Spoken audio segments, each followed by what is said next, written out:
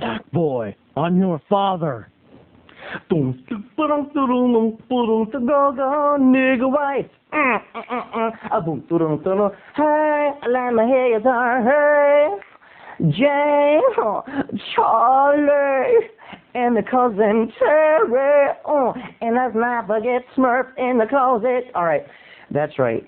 Because of the upcoming visit from my wonderful, glorious bodyguard of the stars cousins, Charlie and James, known affectionately across the land, across the world, wide over, as Nigger White Opie, a.k.a. my cousin Charlie, and Nigger White James, a.k.a. my cousin James. And of course, if you've been a follower of Snackboy for a while, you know, if you've watched the old shows, that they got these names because the band, the Junkyard Band, or sometimes the Junkyard Express, for tax purposes, they have two names. Don't worry about it. It's a long story. Well, basically, this band loves Charlie and James so much as their young, bodyguards, that they gave them the nicknames. Charlie is so vanilla. I mean, he's black vanilla. He's very down with the homies, but he still looks kind of Opie-ish, so they call him Nigger White Opie, because he's freckled, and Nigger White James. Anyway, well, one day I was hanging out with them, and the day became night, and we had a few drinks, and it was time to hang. And after Nigger White Opie and Nigger White James have a few drinks, they just got the testosterone pumping, and they just feel like either going to the go-go or going to the mosh pit and kicking some mother freaking ass. All right, so one night we're hanging out.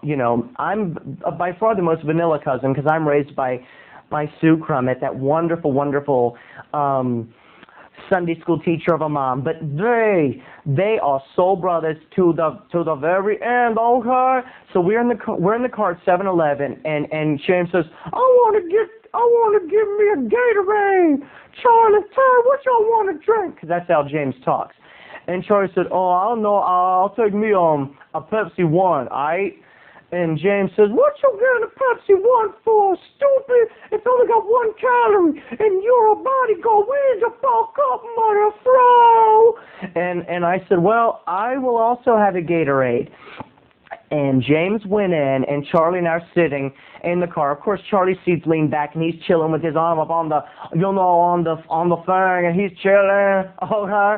And he has a few beers on him, so he is too cool for school. And his favorite song comes on the radio, and Charlie gets so excited. He goes, to all my good soldiers, throw your hood up. Hey, let me hear you say, hey, hey.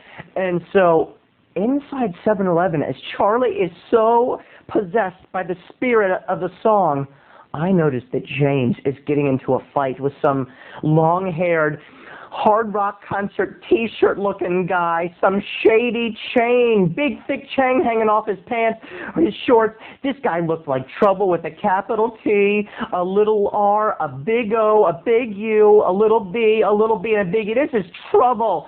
This guy looked like he wanted to fight, and especially fight James, Nigger White James, because he could tell that he was an opposite. They were flip sides of a coin, people, and I could feel the tension like oil on Georgia asphalt in the middle of summer, people. And I said, Charlie, look at James. James was in there, and there were 2 guys, that long-haired guy and his friend, the bald guy, and they were right there, and James was, we could just see him melting off through the glass of 7-Eleven, right under the nacho sign. They had like a nacho special for 99 cents. You could get a pretty good size of nachos, and you could put your own jalapenos on. They don't do it for you, so it's really not a ripoff. But anyway, right there under that nacho sign, there was James, like, and don't worry, nothing's wrong with your sound. I'm doing that because I couldn't obviously hear them through the glass. But inside, I'm sure he was saying something like, back off, you bitch! Mother bitch, you bitch! You mother bitch! I'll kick your bitch! You know what I mean? I'm expleting because this is a family program. So Charlie's out of that car, and he's running in there, and the fight begins, people. And when I say the fight begins, the fight begins. And, of course, me being the coward that I am, not wanting to be bruised, violated, and damaged goods, I stayed in the back seat and rooted on my cousins like a good cousin from the back seat. Oh, they couldn't hear me, but I was like, Go on, get him, James. Come on, Charlie, back him up, brother. Assalamu alaikum, man. You can do it. And inside, they were flirting. They were throwing some fists, as Fiona Apple would say. And I could see the guy behind the checkout counter calling the police. He had the button. I could tell that he was going, pressing that button. And I had to tell them. I had to tell Charlie and James. And just as I was opening the car door to warn them that the police were coming, I saw it. The whole candy aisle toppling over as James and the other assailants were literally just in a death grip. It was just like those guys that wrestle in their backyards, and you see them on the news a lot these days. Well, these guys, the whole candy aisle James is a big guy, just fell over. Candy was everywhere. I run to the door, I open the door, and I yell, "He called the police!"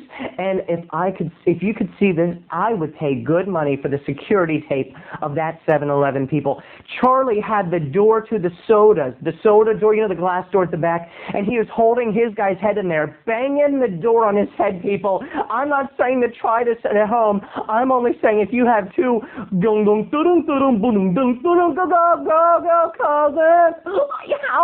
and if you want to hear the story from their mouths and not from mine, pretty soon, I'm so excited to tell you, if you read the message board, you know that Nigger White Opie and Nigger White James, my two wife-beater, tank-top-wearing cousins, are coming on Snackboy as guests to celebrate my return to Laurel, Maryland.